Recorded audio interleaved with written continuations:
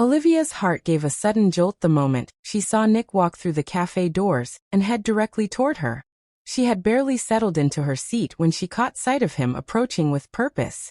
Olivia and her husband, Brad, had lived next door to Nick and his wife, Louise, for nearly 4 years.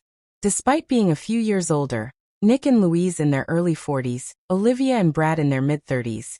The two couples had grown quite close, often vacationing together, sometimes with their children and other times without. "This is a surprise," Olivia said, casting a curious glance past him.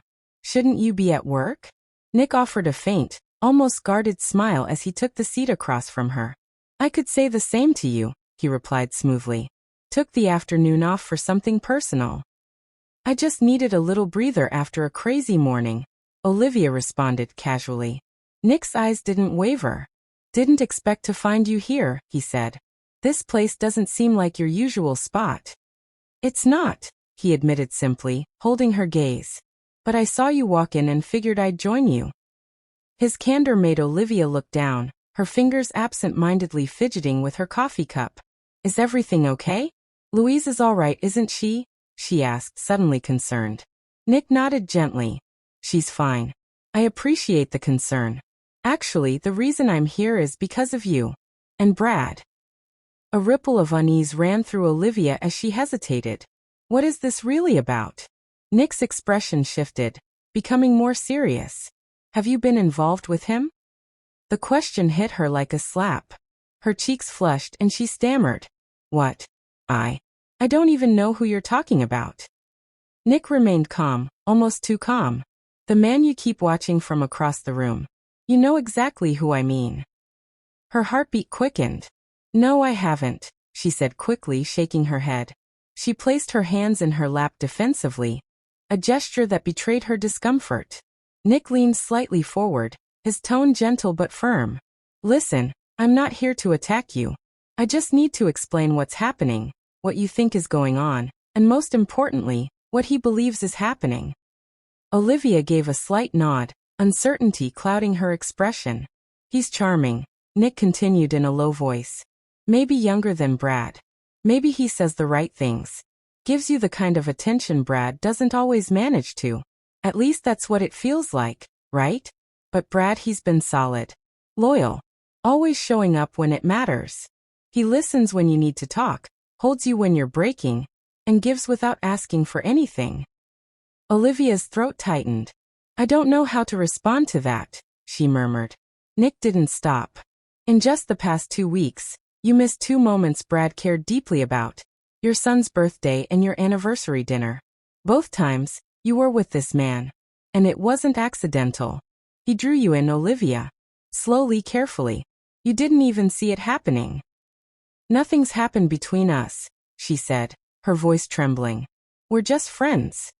"The kind of friend you don't mention to your husband," Nick said flatly. "The kind of friend who knows too much about your marriage. The one who helps you see your husband as the problem. Every time Brad shows concern, you think he's being possessive or paranoid. But deep down, you know that's not true." Olivia stared at him, stunned. "How do you know all this?" Nick didn't flinch. "Because I've been watching. And because I've seen this before. When your son hugged you and said, 'I love you.' Or when Brad planned your anniversary, who did you put first?" "I didn't mean to hurt Brad," she whispered. "The anniversary thing, it wasn't planned. He had just lost a friend." Nick gave a slight nod. "I get how you justify it. But you still chose to be somewhere else. And now here you are waiting again. Even though you claim nothing has happened, you keep making room in your life for him. If the roles were reversed and Brad had done the same, you'd call it betrayal." She flinched but said nothing. "He's made you think Brad isn't enough," Nick said.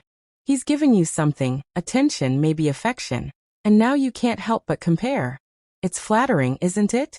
Dangerous, but flattering. And yet, you're still hoping Brad never finds out." Tears welled in her eyes. "I won't tell him." "I can't," she whispered. "If you don't, he's going to find out anyway," Nick said gently. "And it'll be far worse. That man, your friend. He won't protect you. He'll make sure Brad finds out. Maybe he'll twist things to make them seem worse. But he'll make it known." "I can't. I just can't." Olivia said, shaking her head as tears slid down her cheeks. Nick placed a steady hand on her shoulder. Then stop. Right now. Don't see him again. Don't text, don't meet, don't touch. End it before it takes everything down with it. A sudden voice interrupted them. Is this man bothering you?